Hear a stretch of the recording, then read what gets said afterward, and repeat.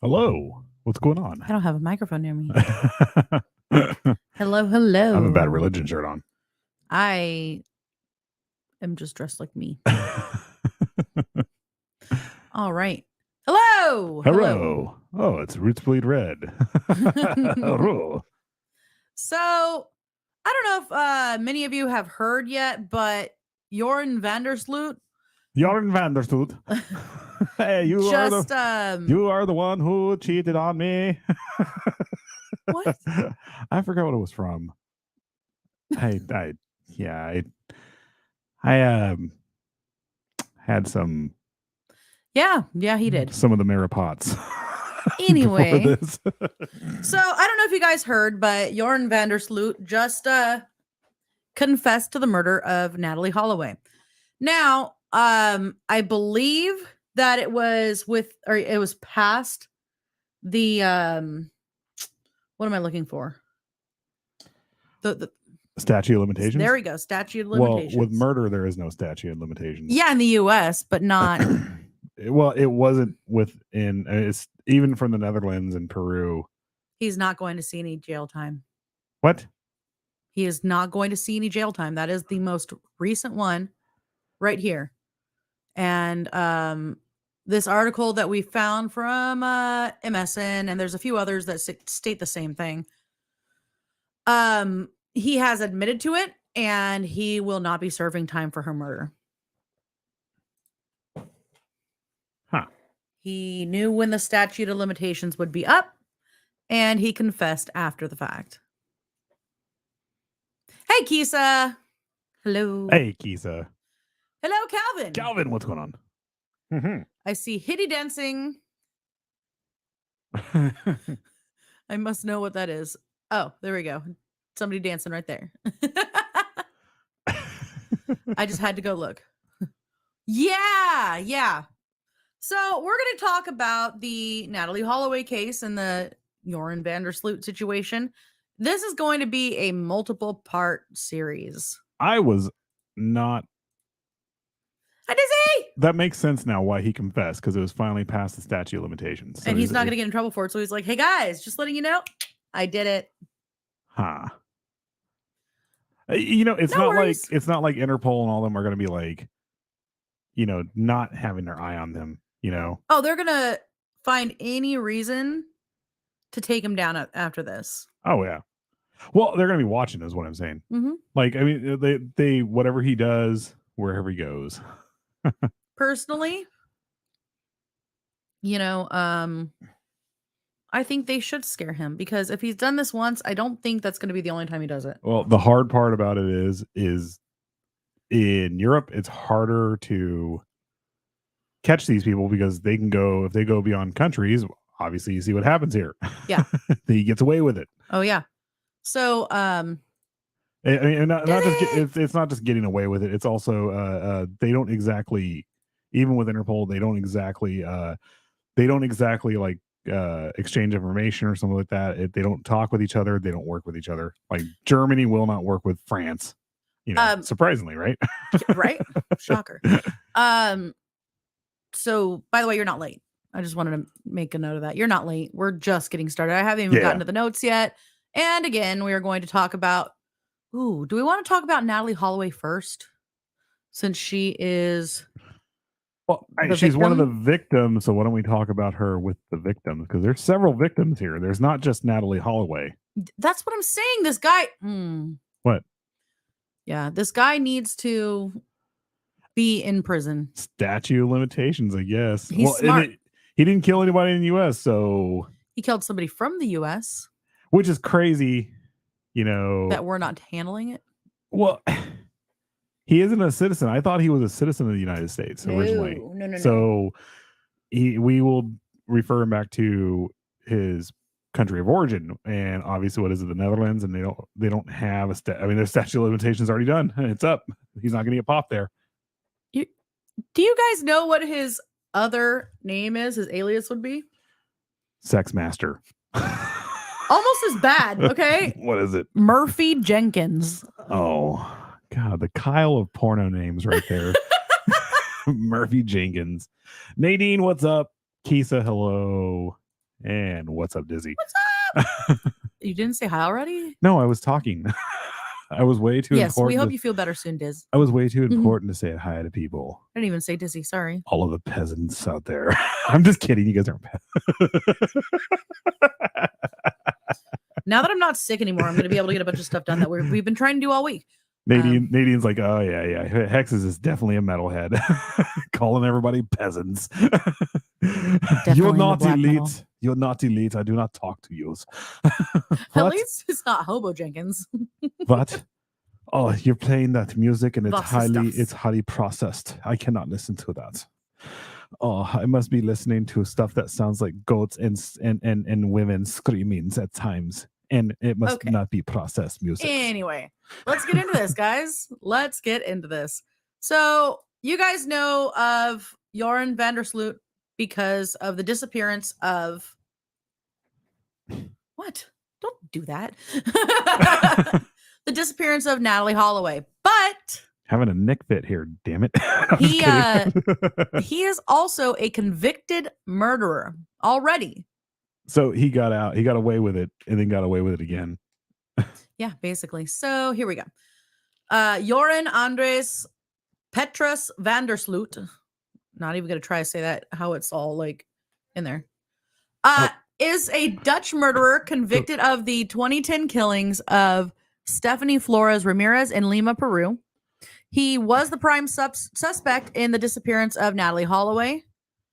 After Flores' murder on May 30th, 2010, 5 years to the day after Holloway's disappearance, Van Der Sloot fled to Chile, where he was arrested and extradited back to Peru for questioning regarding the murder. On June 7th, 2010, Van Der Sloot confessed to the bludgeoning of Flores. He later tried to formally retract his confession, claiming that he had been intimidated by the Peruvian police and framed by the FBI. Yeah, I'm sure he was framed, right? So, and framed by the FBI, a Peruvian judge ruled on June 25th, 2010, that the confession was valid. And on January 13th, 2012, Van Der Sloot was sentenced to 28 years of imprisonment for the murder of Flores. In January 2023, an additional 18 years was added to his sentencing for trafficking cocaine while in prison. Great, right? So on June 8th, 2023, Van Der Sloot was extradited to the United States to face trial for extortion and wire fraud, with both charges being linked to Holloway's disappearance. On October 18th, 2023, he admitted to killing Holloway in a proffer letter. It's basically, if you guys don't know what a proffer letter is, it's a written agreement between the prosecutor and a defendant or prospective witnesses that allows defendant or witness to give the prosecutor information about the crime while limiting the punishment. Odd Mother, hello! Hey. Hello. Hello. So basically, he made a deal to plead guilty for Natalie Holloway's murder. I will say that even though he may not serve additional time for Natalie Holloway, he is going to be serving a lot of time. Oh. Yeah, that's basically what it is. They're not going to add the murder onto it. Well, that was kind of misleading at the start of it then. Hey, like I said, I've just been reading newspapers with it. They're not going to be adding to it, but he's not getting out. At least not anytime soon. Where is he being housed at? He is incarcerated at Chalapalca. It's a penitentiary in Peru. Oh, he is not being no. treated nice there. And I hope not. I really hope he's not. He should have been hoping for extradition. Right? He did face some charges here, but he made a plea deal and not going to get in trouble for Natalie Holloway. Even if he was charged here or whatnot, it doesn't matter. He's in Peru. Mm-hmm. It's where he's at. Because 11 out of 12 students think Aruba rocks. Sorry. Oh, man. Let's see. Okay, we started talking about the letter. He was released after he pled guilty to the associated charges in the United States District Court for the Northern District of Alabama. The Holloway and Flores cases both attracted widespread media attention. Time magazine declared Van Der Sloot's arrest the top crime story of 2010. He was the subject of international news coverage from prison, leading to controversies that resulted in the investigation and suspension of several Peruvian officials. So there's that too. Wait, what? Yeah. So he bribing people or something like that, or he was trafficking drugs in the prison. Oh. And that's why we were able to get him back up here, because the trafficking was going into America. Yeah, but they still didn't take him. They just left him there. Well, isn't that a worse punishment? Yeah. But still. It's one of those things, he was an American citizen. And so, yeah. Van Der Sloot was a star football and tennis athlete in school, competing in doubles tennis with his father at Moet Shandon Anniversary Cup. What is it with the Dutch and like tennis? All of them play tennis. I don't know. He went to the Moet Shandon Anniversary Cup in 2005. The Shandong? No, that's what it's called. Moet Shandon. Oh yeah, mow it hard. It's a freaking champagne. Yeah, it is. You ever heard of a champagne show?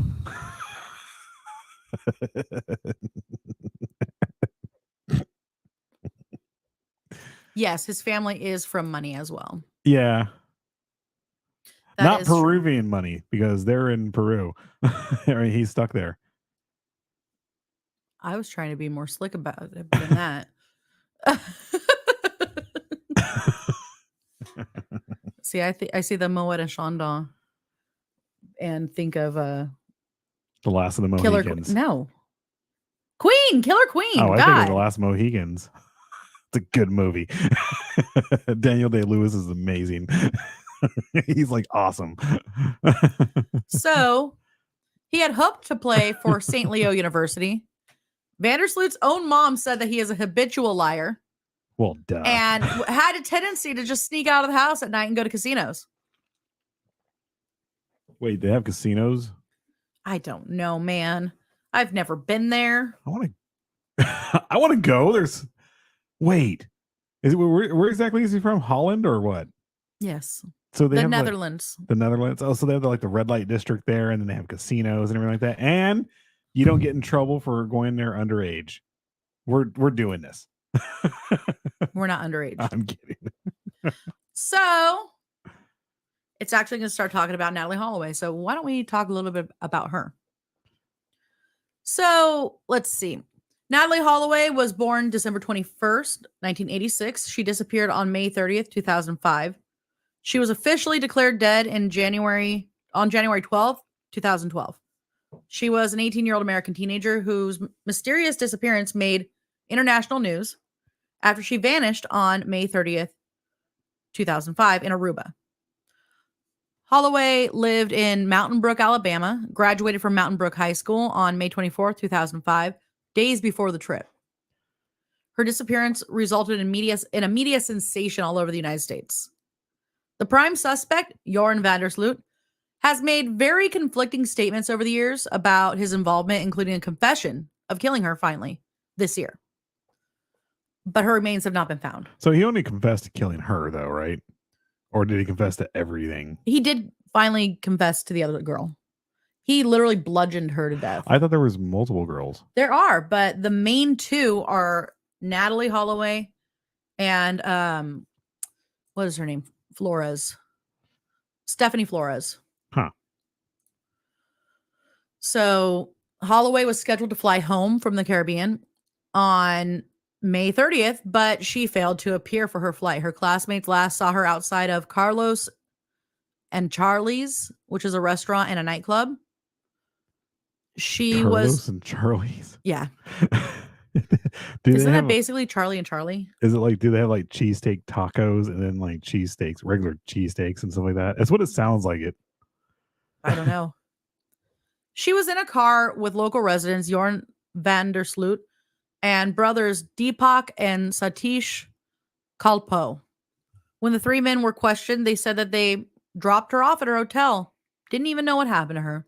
Upon further investigation by authorities, Van Der Sloot was arrested twice on suspicion of involvement in her disappearance.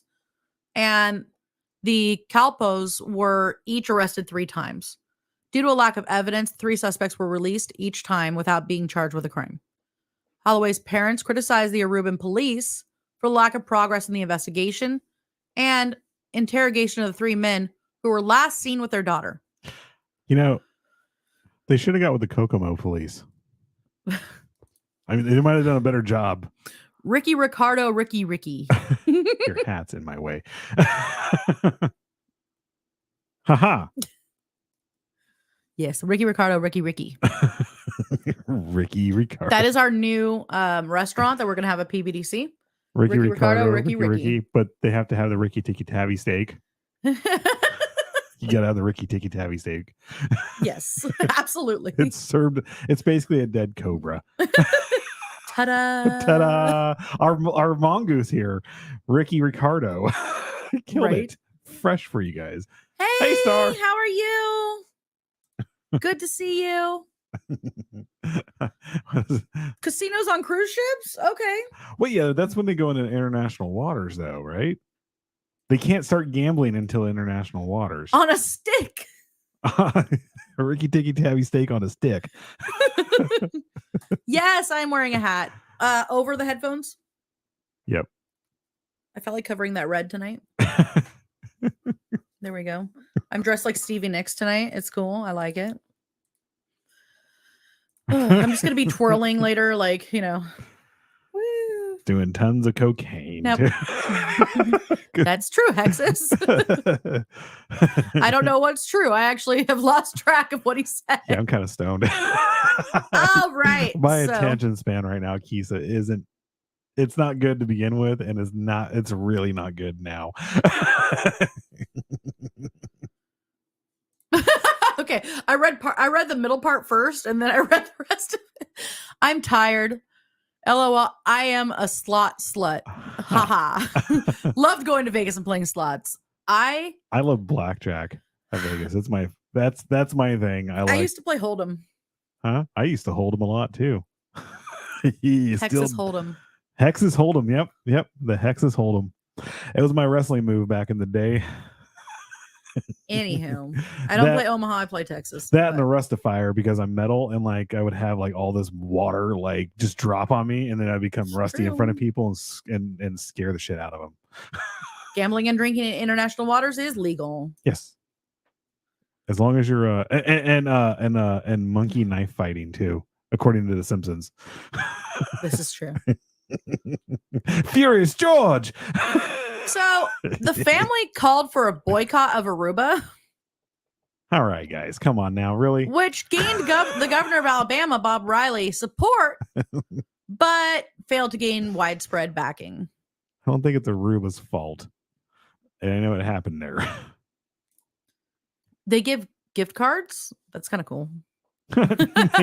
Nadine, Rusty Hexus Hold'em. That's a porno move now. The Rusty Hexes. I'm scared. It's like the rusty trombone, but a lot of foreskin. Ew. I know a person who likes that. I think Sandra Bullock is the one for you on that one. Wait, Sandra Bullock likes foreskin? Did you ever watch the interview with her where she was talking about her skin regimen and she was trying to explain it very politely, but they inject. The gist of it was that they inject the foreskin. What is so funny about that? Well, I thought the other word would, sounds like gist. The gist of it is that the foreskin of children that were circumcised in Korea fucking Christ was being injected into her face for the elasticity and making things smooth out. What the fuck? Yep. Is that what? Yep. That's what they did to me when I was a kid. Before I can remember. Probably. So, with the assistance of hundreds of volunteers. volunteers. I don't have a windsock. Yeah. Yeah. No, it's totally gross. Well, Nixon, you can't sit with us. Wow, yuck. Asian foreskin trade with Sandra Bullock. I'm afraid to go look that up. I'm afraid we're going to get suicided over that. This sounds worse than Epstein. Like far worse than Epstein. And she just came out casually talking about it. She really did. It was weird. She was like, oh, yeah. And she just totally talked about it. I'm like, what the fuck? Why are you so blasé about this? It did not make any sense. Did she have like a wrinkly sack underneath her neck too? No. So where would the taint be? Yes, it was. It was on Ellen. Yep. Foreskin on a whole new level. Oh. You know, it was bad enough when they were putting was it snail or slug slime in some moisturizers and stuff. I think they told us it was that. More than likely, it was just foreskin paste. Okay. With the assistance of hundreds of volunteers, Aruban investigators conducted an extensive search operation. American special agents from the FBI, 50 Dutch soldiers, and 3 specially equipped Dutch Air Force F-16 aircrafts participated in the search. Wait, what? Hey, Andy! They got F-16s involved in this? Yes, they did. Man, don't fuck with America, man. That was the Dutch that did that. Exactly. That's how scared they were of us. In addition to the ground search, divers searched the ocean for Holloway's body, but she was never found.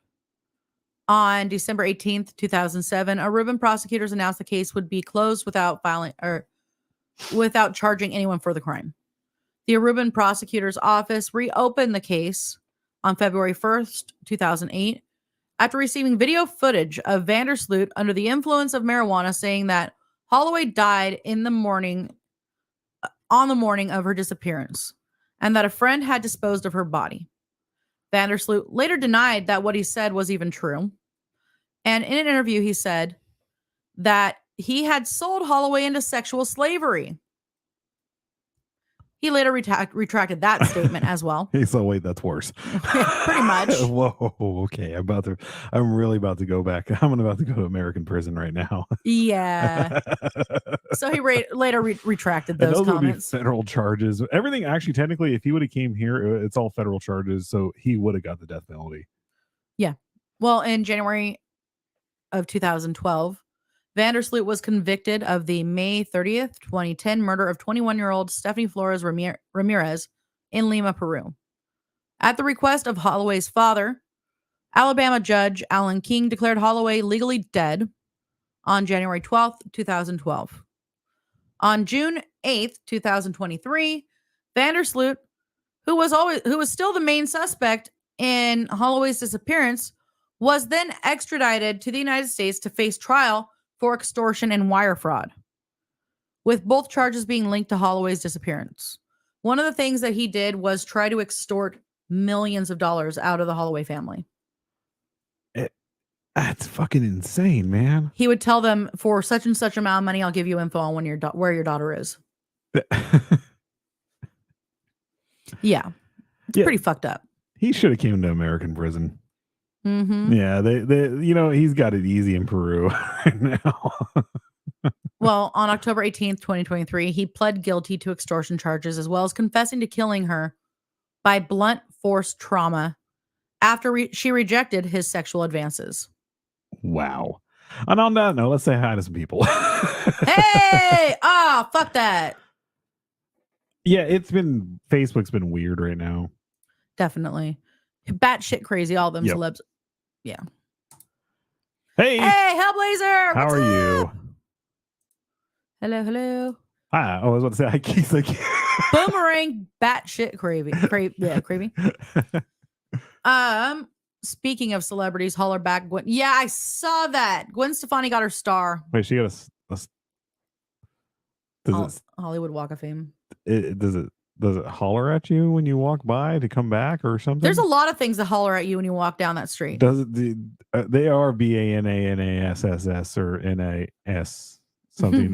Be aggressive. MISSISSIPPIYY or something like that. Is that how you spell Mississippi? Yeah, sure. Yep. Back to the foreskin paste. So, media coverage. On September 26, 2005, Van Der Sloot told the American told a current affair that neither he nor the Calpo brothers had sex with Holloway, but he admitted that they initially agreed to lie to the authorities. He said that they first told the police that she was dropped off at her hotel, while he later said that he dropped her off back at the beach. Van Der Sloot stated that he left Holloway alone on the beach at her request, and he regretted it. Her remains were never found, were they? No, they were never found. On February 6, 2006, Good Morning America spoke to Van Der Sloot, spoke to Van Der Sloot's parents, and they stated that their son was unfairly singled out and that the investigation left them devastated. Later that month, while Van Der Sloot and his father were in New York City for an interview with ABC's Primetime, they were served a lawsuit filed by Natalie's parents, Beth and Dave Holloway, alleging personal injury. The case was dismissed on jurisdictional grounds that August. In April of 2007, Van Der Sloot and a reporter published a book describing the case. Van Der Sloot began writing the book while attending business classes in Arnhem. He stated in the introduction, "See this book as my opportunity to be open and honest about everything that happened for anyone who wants to read it." This was his "if I did it." This was his like what's it called? The OJ Simpsons. Yeah, if I did it. If I did it, I didn't do it, but if I had, this is how I would have. Still looking for that killer, guys. Still out there. Welcome back. That's what was going on. I was in my Bronco. Van Der Sloot. The captions are killing me. Van Der Sloot. Oh, yes, it's the Van Der Sloot. Van Der Sloot. So, you don't like the Van Der Sloots. So, April 27th, 2007, a new search involving some 20 investigators was launched at Van Der Sloot's parents' home in Aruba. So he lived there, even though he's a Dutch national. Dutch authorities searched the yard and surrounding area using shovels, thin metal rods to probe the ground. A spokesman for the prosecutor's case, Vivian van der Biezen, there's a lot of Vanders. Van der Biezen stated that the investigation has never stopped and the Dutch authorities are completely reviewing the case for new indications. How come there's no Appledorns? There might be Appledorns. I don't know. Big fuck off Dutch. A statement released directly from the prosecutor's office stated that the team has indications that justify a more thorough search. Investigators did not comment on what prompted the new search, except that it was not related to Van Der Sloot's book. November 21st, 2007, Van Der Sloot and the Calpo brothers were rearrested in Arnhem and Aruba, respectively, for suspicion of involuntary manslaughter and causing serious bodily harm that resulted in the death of Natalie Holloway. Because of what the Aruba prosecutor's office stated was new incriminating evidence related to Holloway's disappearance, Van Der Sloot returned to Aruba on November 23rd, and a court hearing on November 26th ruled to continue his detention for 8 days. The Calpo brothers were released on December 1st. Van Der Sloot was ordered released on December 7th. He was released without charges the same day. This is like an ongoing. I told you this is going to be a long one. Not too gory, but it's. No. Kisa, I am not Dutch. But he is baked. I think so too. I remember hearing. Yeah. I really do think she was dumped at sea. Yeah. Like, especially somebody who is experienced in, killing people he knew. Well, even if she, As somebody, he was already experiencing murdering people. Yeah. But he has been caught previously. So what do you do when you don't want to get caught? Make sure nobody ever finds the evidence. Yeah. Oh, yeah. He pulled a Dexter. Yeah. He did. He pulled a Dexter. Technically, Dexter came back, though, because there is another season. That's true. Because what's his face actually? He was sick. He had cancer, and he's in remission. Yep. Finally came back, was able to do it. So, woo. Okay, here we go. You want to do a commercial? See, now we're halfway. We probably should. Because we're only doing an hour tonight. So. Yeah, because I got stuff to do, too. Yep. All right, we'll be right back. Oakhurst Lunatic Asylum, case number 094. Dr. Mortimer Thornfield recording. Patient 04278, Stephen Peakity Cat. Often referring to himself as Spooky Tales with Steve the Cat. Diagnosis, Morbus Organizers Disorder, or MOD.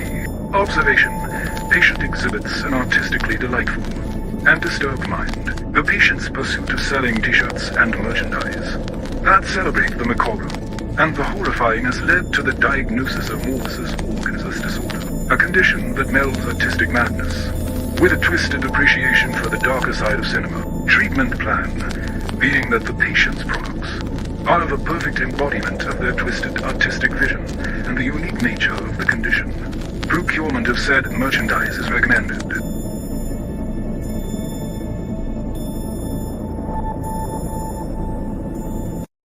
And now, a word from our sponsors. In the southeast of America, in the quiet town of Quinton, located in Walker County, Alabama, a nightmare is about to unfold. To young friends embarking on a road trip, little did they know they were about to stumble upon a horrifying tale that would forever haunt their souls. They had no idea that their journey would lead them to the infamous Spook Trail family, deranged haunted maze makers known for their twisted ways and insatiable hunger to scare. But the question remains, will anyone make it out alive? Brace yourself, for the frights are about to begin.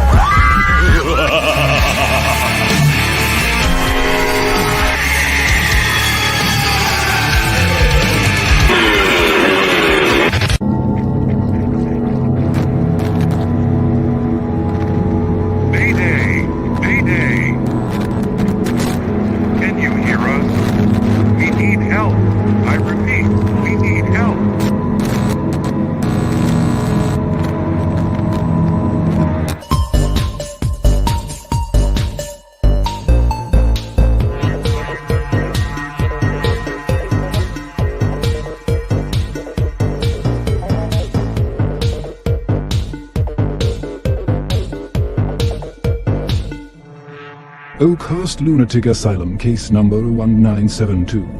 Dr. Mortimer Thornfield recording. Patients 0489593 through 0489597, known as the Psycho Bunnies. Their true identities are unknown to me at this time.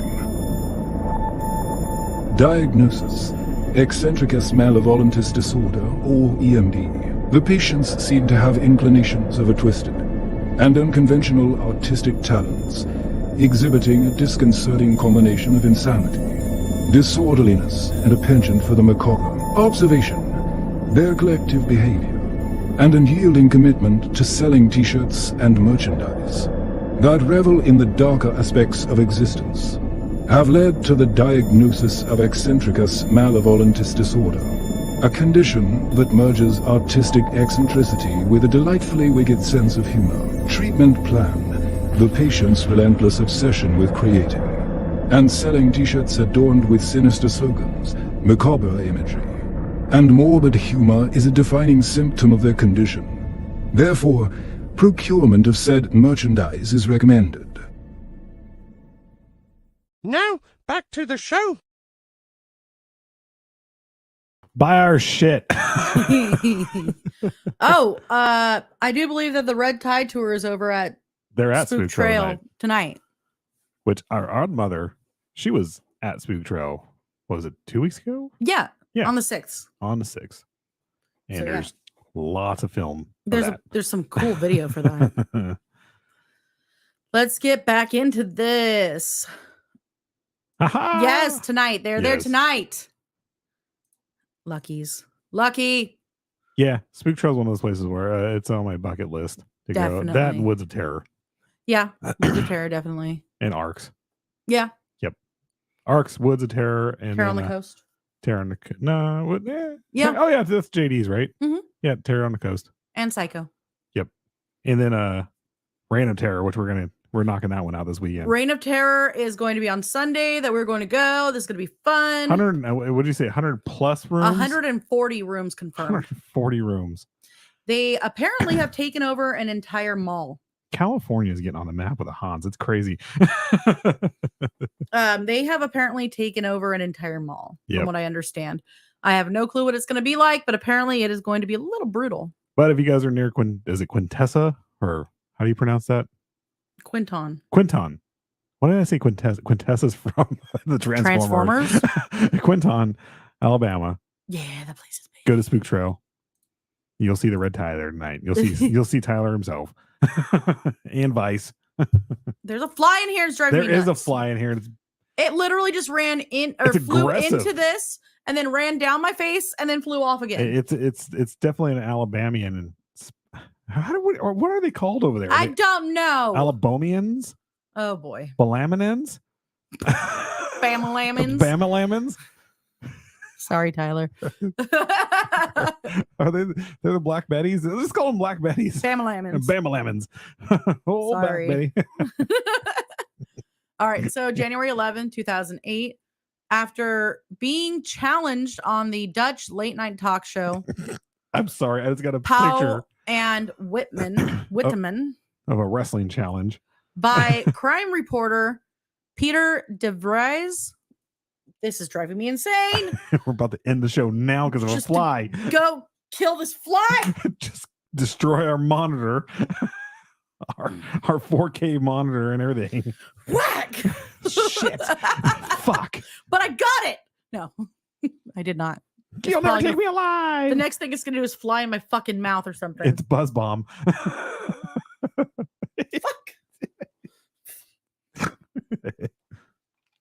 He rolls tide. Bama's. He rolls tide. I'm going with Balaminums. Bamalamins. Bamalamins. God, we're dicks in California. Sorry, Tyler. Balamins. I still like it though. Okay, so let's try this again. On January 11, 2008, after being challenged on the Dutch late night talk show, Pauw and Vitamin by crime reporter Peter de Vries, Van Der Sloot threw a glass of red wine in de Vries' face. On February 3rd, an undercover video made by de Vries aired on Dutch television purporting to show Van Der Sloot smoking weed and admitting to being present during Holloway's death. The show was watched by 7 million viewers in the Netherlands and was the most popular non-sports program in Dutch television history.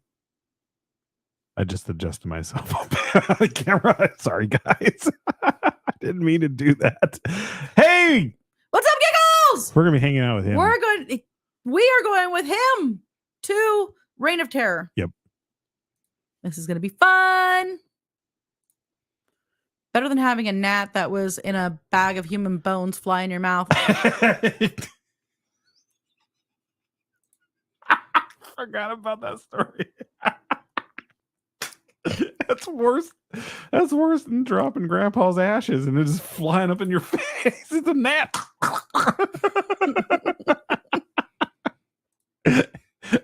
Oof. So, Patrick Van Der Eem. Jesus Christ, man. Where are the Appledorns? That's easier to say. Working undercover for de Vries, had befriended Van Der Sloot, who was unaware that he was being taped, when he said that Holloway had suffered some kind of seizure while having sex with him on the beach.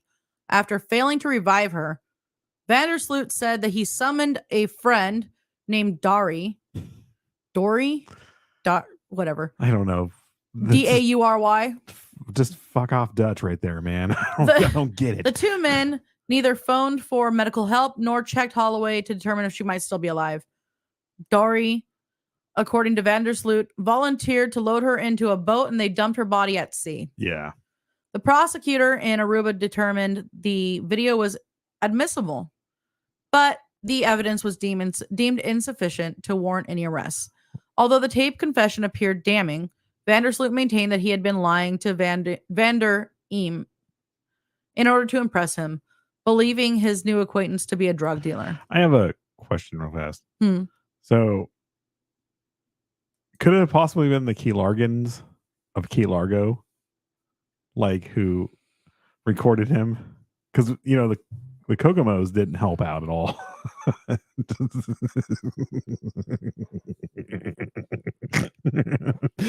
I'm cracking myself up here. You sure are.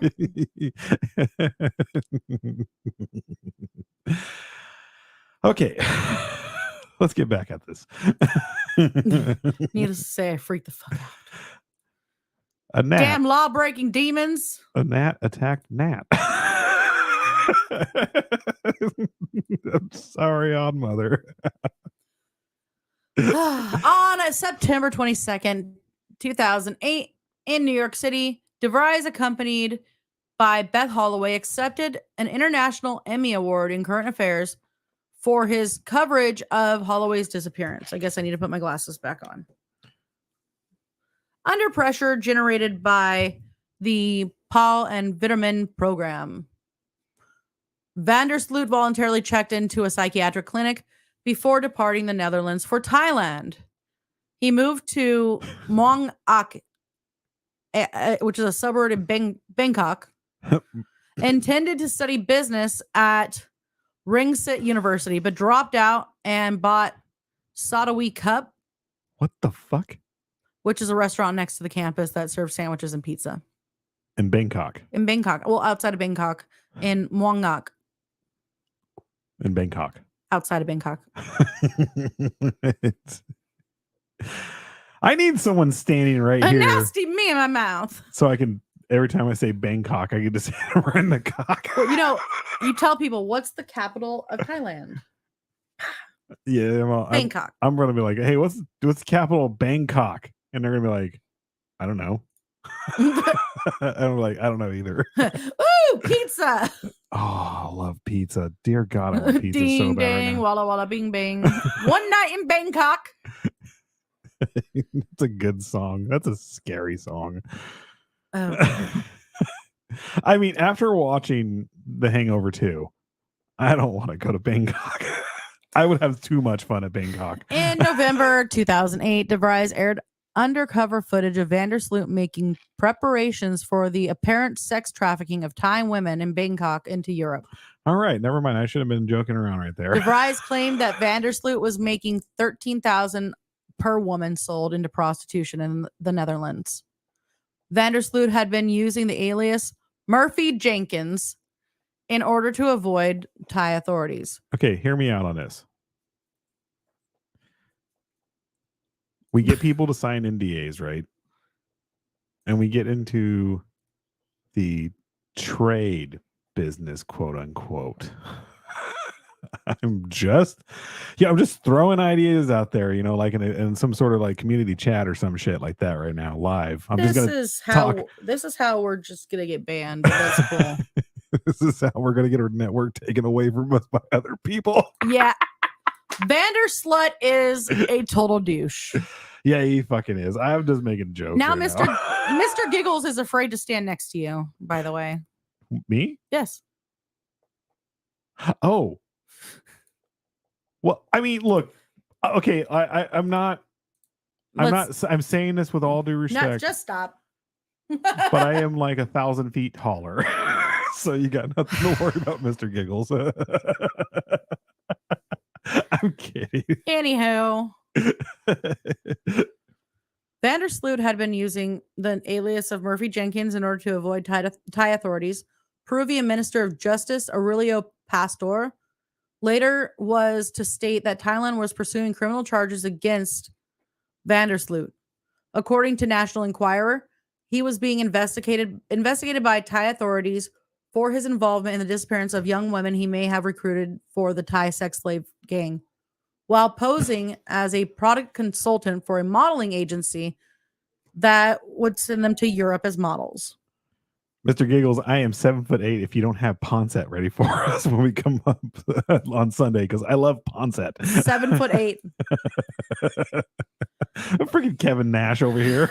I'm like 6'1". The question is, can we get 30,000 from Mr. Giggles? 13,000 rather. we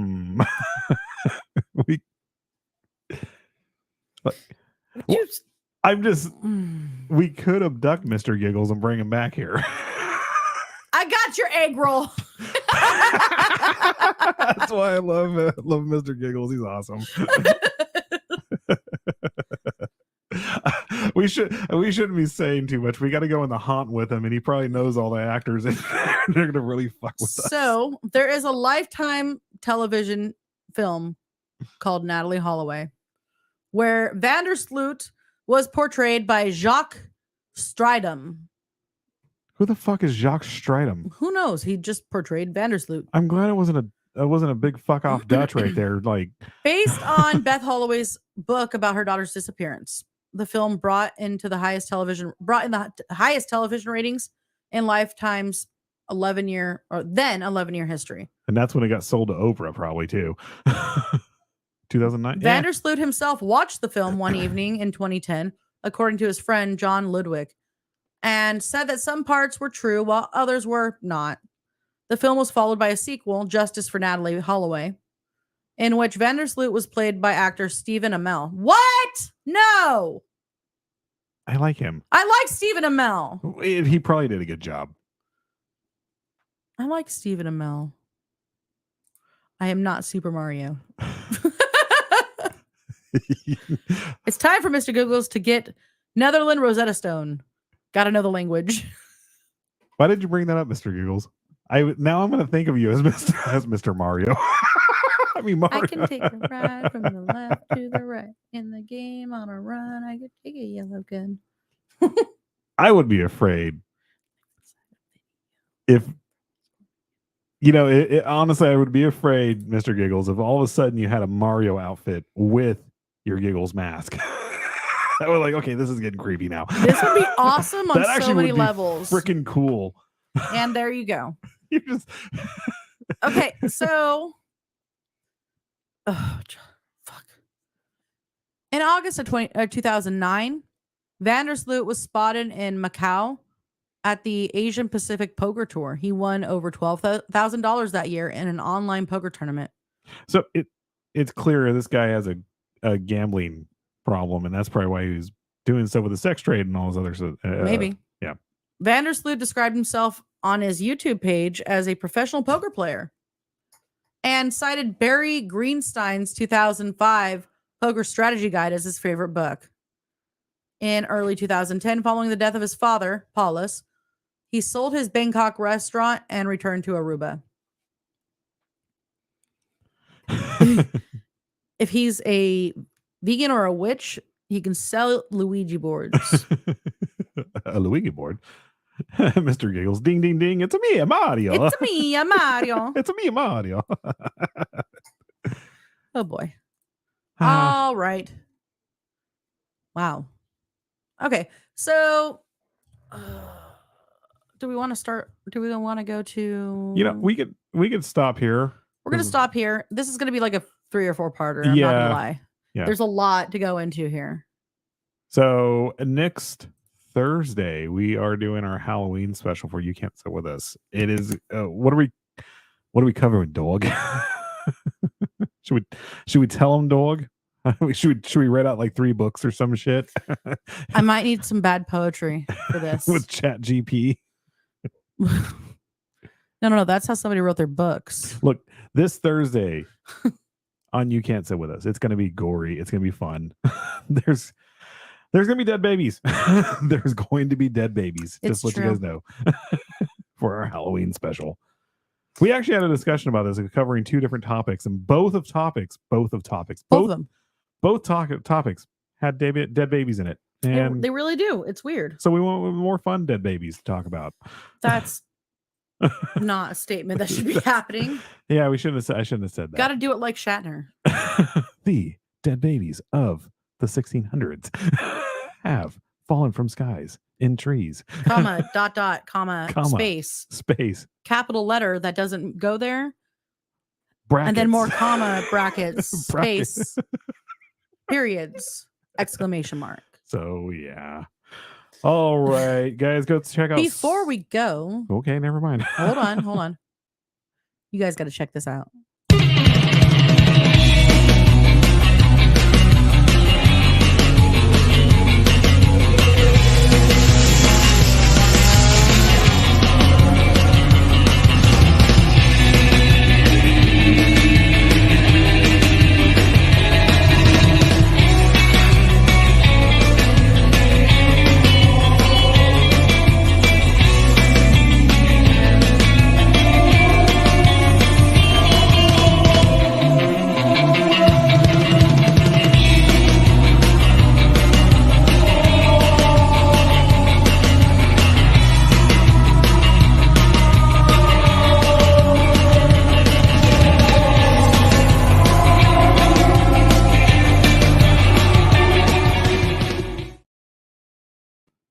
So, yeah, go to Spook Trail. Go to Spook Trail. Head down there right now. Go now. The red tie is there. Yep. And some Odd Mother others. was there. Odd Mother was there 2 weeks ago. I want to go there so bad. All right, guys. What were you going to say? Oh, No, that's it. We're done. one more thing. Guys, remember to be going over to psychobuddingdc.com and putting in your votes, 1 vote a day per IP for your favorite costumes. This is our Halloween costume thing, and the contest will end on October 29th, and we will actually announce on the 30th. So there's that. All right. Yes. Vote. All right, guys. So yeah, that's actually it. I just had a few more things to say. Nope, we're done. Bye. Bye.